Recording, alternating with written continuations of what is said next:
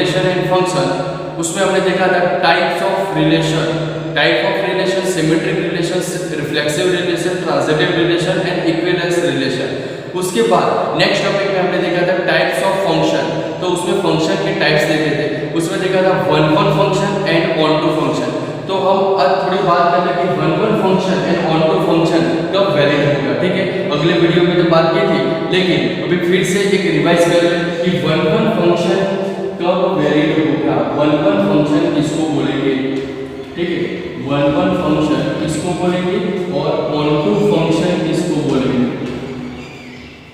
तो हमने previous video में पढ़ा था कि एरो डायग्राम से हमने बताया था कि जैसे कि हम एरो डायग्राम में बोल रहे हैं यहाँ पर कि टू सेट दिया, कंप्लीट समझ लेना फिर से 1 2 3 4 5 E B C D and E, ठीक है। तो E की चौकस यहाँ पर क्या होनी चाहिए, यूनिक इमेज होनी चाहिए। यहाँ पर 1 का इमेज ए होना चाहिए, 2 का भी कोई इमेज होना चाहिए, 3 का भी इमेज होना चाहिए, 4 का भी होना चाहिए और 5 का भी होना चाहिए। जैसे कि यहाँ पर 2 का इमेज बन रहा है C, 3 का इमेज बन रहा है B, 4 का D और 5 का E, ठीक है। तो यहाँ पर 1 का जो इमेज यूनिक इमेज बन रहा है, 1 का जो यूनिक इमेज है वो A है, 2 का यूनिक इमेज क्या है C, 3 का इमेज क्या है B, 4 का D, तो 5 का E। तो ये जो 1 2 3 4 5 है वो है डोमेन, ठीक है। और ये हो गया दो डोमेन। अगले वीडियो में हमने बताया था कि प्रीवियस वीडियो में क्या देखा था, डोमेन और को डोमेन, और उसके बाद रेंज की भी बात की थी। इसमें रेंज क्या है A B C D E। तो यहाँ पर देखना क्या है कि डोमेन में जो भी एलिमेंट्स पड़े हैं, डोमेन में जितने भी एलिमेंट्स है उस एलिमेंट्स का चौकस यहाँ पर वो डोमेन में यूनिक इमेज बनना चाहिए। तब ये रिलेशन, ये फंक्शन को आप क्या बोलेंगे, वन फंक्शन बोलेंगे, ठीक है। यहाँ पर देखो 1 का A बन रहा है, 2 का C, 3 का B, 4 का D, 5 का E, यहाँ पर यूनिक इमेज बन रहा है, ठीक है। तो इसको बोलेंगे वन फंक्शन, ठीक है। चलो अब ऑन टू फंक्शन के बारे में बात करते हैं। तो ऑन टू फंक्शन में भी एरो डायग्राम से ही बता देते हैं आपको, ठीक है। दो सेट है आपके पास 1 2 3 एंड 4, यहाँ पर लिख रहा हूँ मैं A B C and D। तो यहाँ पर देखना क्या है कि जो को डोमेन में एलिमेंट पड़े हैं, को डोमेन में जितने भी एलिमेंट है वो एलिमेंट यहाँ पर इसकी यूनिक या तो यूनिक पेयर या तो यूनिक इमेज भी बना सकते होंगे, ठीक है। तो E का यूनिक इमेज बन रहा है 1, B का भी किसी से यहाँ पर रिलेशन होना चाहिए या तो ऑर्डर पेयर बनना चाहिए, 2 का 3 का B का 3 के साथ, C का यहाँ पर, और देखो A का 1 के साथ, 2 का C के साथ, 3 का या D का 4 के साथ हो गया, ठीक है। तो यहाँ पर कोडोमेन में जितने भी एलिमेंट है वो एलिमेंट सभी की सभी एलिमेंट यहाँ पर ऑर्डर ऑफ पेयर बना रहे हैं। यहाँ पर A का जो एलिमेंट है वो A एलिमेंट 1 के साथ एक यूनिक इमेज बन रहा है, B जो है वो 3 के साथ, C है वो 2 के साथ और D जो है वो 4 के साथ वो यूनिक इमेज बना रहा है। तो इसको बोलेंगे ऑन टू फंक्शन, इसको क्या बोलेंगे, ऑन टू फंक्शन। अब आपको पता चल रहा है कि वन फंक्शन और ऑन टू फंक्शन कब वैलिड होगा, ठीक है। अब ऑन टू फंक्शन में ये कंडीशन अगर होगी, सपोज कि यहाँ पर A B C D, यहाँ पर जो वैल्यू है यहाँ पर E अकेला बाकी रहता है, तो E का कोई रिलेशन यहाँ पर नहीं बन रहा है, ठीक है। A या E जो है एलिमेंट, E एलिमेंट पर यहाँ पर कोई यूनिक इमेज नहीं बन रही है, तो यहाँ पर E अगर है तो इसको बोलेंगे ऑन टू फंक्शन नहीं है। अगर E होता तो यहाँ पर ओनली D है तो ये ऑन टू फंक्शन होगा, ठीक है। अब इसके रिलेटेड हम बात करते हैं एक्सरसाइज 1.2 के हिसाब से, ठीक है। एक्सरसाइज लिखते हैं यहाँ पर 1.2, question number 1। Question number 1 is what, so that the function, यहाँ पर क्वेश्चन पूरा समझ लेना पड़ेगा, so that the function f from r star to r star, f from R star to R star means real number बताया है, ठीक है। Defined by f x is equal to 1/x, defined by f x equal to 1/x। और क्या बोला है, 1/x is 1 and onto function, 1 and onto function. ये बोल रहा है कि जो F x equal to 1/x है किस फॉर्म में, तो f from R star to R star form में। अगर ये कंडीशन सेटिस्फाई होगी तो ये कंडीशन के हिसाब से ये जो फंक्शन है वो 1 फंक्शन है, ऑन टू फंक्शन है, वो ऐसा हमें बताना है। उसमें लिखा है वेयर आर स्टार क्या है, R star is the set of non zero real number. R star क्या है, where R star is non zero real number. Real number non zero लिखा है, सो जीरो नहीं आएगा, रियल नंबर में बाकी सब एलिमेंट्स आ जाएंगे, ठीक है। तो यहाँ पर पूरा क्वेश्चन पढ़ो फिर से। शो दैट द फंक्शन, बताना है कि function R star to R star f x equal to 1/x 1 function भी है और ऑन टू फंक्शन भी है, ऐसा हमें बताना है, ठीक है। अब देखो क्वेश्चन यहाँ तक है, उसके बाद क्वेश्चन का आगे सॉल्यूशन भी करेंगे, ठीक है। तो उसके बाद क्वेश्चन आगे भी जाएंगे। क्वेश्चन में आगे लिखा है is the result true if the domain R star is replaced by N with the codomain being same as R star. तो वो क्वेश्चन के बारे में आगे पढ़ेंगे, पहले ये क्वेश्चन देखो याद है, ठीक है। तो फर्स्ट में हम क्या लिखेंगे, गिवन क्या है, f from R star to R star, ठीक है, इतना गिवन है। उसके बाद क्या गिवन है, F x equal to 1/x, वो भी गिवन है। अब क्या पता है, 1 फंक्शन है, ऑन टू फंक्शन है कि नहीं। चलो यहाँ पर एक एरो डायग्राम ड्रॉ कर लेते हैं। एरो डायग्राम ड्रॉ करने के बाद हम यहाँ पर क्या लिखेंगे, एलिमेंट्स के हिसाब से हम क्या लिखेंगे कि यहाँ पर एक आर स्टार है, यहाँ पर भी एक आर स्टार का सेट है, ठीक है। अब देखो एकदम आराम से सोचो कि आर स्टार क्या होता है, तो आर स्टार होता है रियल नंबर, और रियल नंबर में बोला है non zero number. Non zero मतलब क्या होगा, जीरो नहीं आएगा, तो यहाँ पर लिखेंगे -3 -2 -1, जीरो नहीं आएगा, 1 आएगा, 2 आएगा, 3 आएगा, फिर लास्ट तक आएगा। उसी हिसाब से -3 -2 -1 बराबर, जीरो नहीं आएगा, 1 आएगा, 2 आएगा, 3 आएगा, फिर लास्ट तक। क्लियर। अब जो भी फंक्शन एफ एक्स पढ़ा है वो फंक्शन एफ एक्स के हिसाब से क्या लिखा है, यहाँ पर 1/x कंडीशन दी है आपको। तो अगर मैं यहाँ से देखो -3 लेता हूँ, x की जगह -3 लेता हूँ, तब आंसर 1/x क्या मिलेगा, कोडोमेन में आंसर क्या मिलेगा, 1/-3, तो क्या आएगा आंसर -1/3। तो -1/3 कहीं ना कहीं यहाँ पर -1/3 भी आ सकता है, ठीक है, -3 लो क्या आंसर, तो उसका आंसर -1/3 यहाँ तक आ जाएगा। सपोज कि मैं -3 लेता हूँ, ठीक है, तो -1/3 यहाँ आंसर मिलेगा कोडोमेन में, ठीक है। उसी तरह -2 लिखिए तो आंसर क्या मिलेगा, -1/2, तो -1/2 भी यहाँ कहीं ना कहीं मौजूद होगा, ठीक है। -1 लोगे, 1 लोगे, 2 लोगे, 3 लोगे, तो भी यहाँ पर कोडोमेन में सभी आंसर मौजूद होंगे, यानी कि सभी एलिमेंट्स की ऑर्डर ऑफ पेयर बनेगी और चौकस यूनिक फॉर्म भी बनेगा, चौकस यूनिक इमेज भी बनेगी, तो इसको बोलेंगे 1 फंक्शन। क्लियर।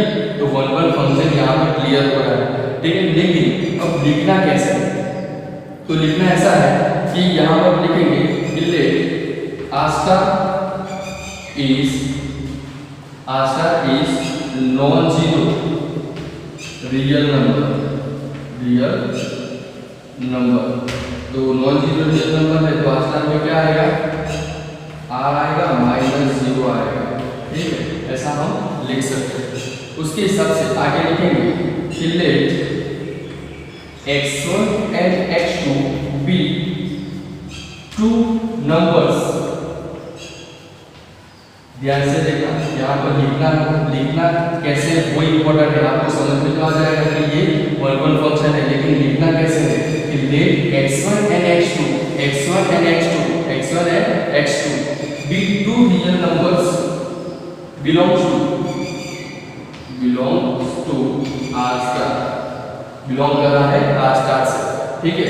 अब देखो x1 and x2 equal to बताना पड़ेगा, तो कैसे इक्वल टू बताएंगे, तो fx we have fx is equal to 1 upon x। अब x1 के हिसाब से देखिए तो x1 यहाँ पर नंबर 1 f ऑफ x2 क्या होगा 1 upon x2 number 2। Number 1 and number 2 का कंपैरिजन करें तो क्या होगा, यहाँ पर आगे देख लो, यहाँ से ऐसे लिख सकते हैं f of x1 is equal to f of x2। तो f of x1 is equal to f of x2 लिखेंगे तो क्या लिखेंगे, यहाँ पर 1 upon x1 is equal to 1 upon x2, यहाँ से 1 कर तो answer is x1 is equal to x2। अगर ये कंडीशन हो गई सेटिस्फाई तो this function is 1 function. Clear. तो लिखना यहाँ तक है, let r star is non zero real number में क्या आएगा r माइनस 0। ठीक है। लेट x1 एंड x2 की two numbers belongs to r स्टार, बिलोंग कर रहा है r स्टार से। f ऑफ x1 नंबर 1 दे दी, यहाँ पर नंबर 2, दोनों को कंपेयर करो, कंपेयर करने के बाद x1 is equal to x2 हम लिख सकते हैं। अब उसके बाद बात करते हैं ऑन टू फंक्शन के बारे में। यहाँ तक आप देख लो 1 फंक्शन के बारे में।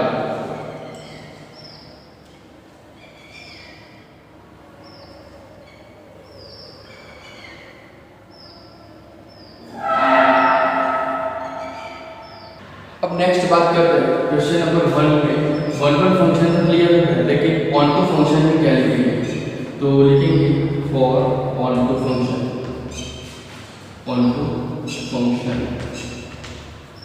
इसमें क्या लिखा था, फर्स्ट में from r star to r star, ठीक है। fx equal to 1 by x given था, ठीक है। fx equal to 1 by x given condition में था। अब देखो एरो डायग्राम में हम कर सकते हैं, यहाँ पर एरो डायग्राम में बता सकते हैं कि r स्टार में क्या होगा और फिर से r स्टार दूसरे सेट में क्या होगा। ऑन टू फंक्शन में देखना है कि यहाँ पर लिखेंगे -3 -1 1 2 3 अप टू लास्ट, यहाँ पर -3 -2 -1 1 2 3 अप टू लास्ट, ठीक है। अब ऑन टू फंक्शन में क्या देखना है, तो ऑन टू फंक्शन में देखना ये है कि कोडोमेन में एक भी एलिमेंट छूटना नहीं चाहिए। कोडोमेन के सभी एलिमेंट की यूनिक इमेज यहाँ पर होनी चाहिए डोमेन, ठीक है। तो सपोज यहाँ पर x की जगह -3 लेना, x की जगह -3 लेना, तो -3 लेंगे हम तो यहाँ पर आंसर क्या मिलेगा -1/3। तो -1/3 यहाँ पर कहीं ना कहीं मौजूद होगा डोमेन में। उसी तरह -2 लोगे तो -2 लिखेंगे तो यहाँ पर क्या होगा आंसर -1/2। तो -1/2 भी कहीं कहीं यहाँ पर मौजूद होगा। उसी तरह -1 लोगे तो -1 और ये 1 तो क्या होगा -1, तो -1 यहाँ पर भी मौजूद है। तो इसका चौकस यहाँ पर इमेज बन रही है, यूनिक इमेज सभी एलिमेंट्स की बनेगी। कहाँ पर बनेगी, डोमेन में। तो कोडोमेन में सभी एलिमेंट्स की यूनिक इमेज डोमेन में बन सकेगी। यहाँ पर एक भी एलिमेंट छूटने वाला नहीं है, तो इसको बोलेंगे ऑन टू फंक्शन। क्लियर। अब लिखना कैसे, तो ऑन टू फंक्शन में लिखेंगे fx equal to 1 upon x is fx equal to 1 upon x is लिखेंगे यहाँ पर fx 1 upon x equal to y, fx equal to y condition में लिखेंगे। अब करना क्या है कि fx इक्वल टू y आना चाहिए, fx इक्वल टू क्या फॉर्म आना चाहिए, y फॉर्म आना चाहिए, ठीक है। तो 1 इज इक्वल टू xy, तो इसका सॉल्यूशन करें तो 1 इक्वल टू क्या मिलेगा xy। तो x की वैल्यू क्या मिलेगी, x is equal to 1 upon y मिलेगा, x equal to 1 upon y। तो ये यहाँ पर नंबर 1 लेते हैं तो fx equal to 1 upon x, number 1 upon x equal to y ले लिया, तो 1 इक्वल टू x होगा, x equal to 1 upon y होगा। तो x की जो भी वैल्यू मिली है 1 अपॉन y वो कहाँ पर रखनी है, इक्वेशन नंबर 1 में रखनी है। तो fx equal to 1 upon x means क्या 1 अपॉन y, तो y ऊपर जाएगा तो क्या होगा y होगा। तो ये कंडीशन क्या होगा, fx equal to y form हो गया। fx इक्वल टू y यानी क्या, तो कोडोमेन में जितने भी एलिमेंट है वो कोडोमेन में एलिमेंट जो भी है उसकी यूनिक इमेज डोमेन में मिलेगी, तो इसको बोलेंगे fx इक्वल टू y।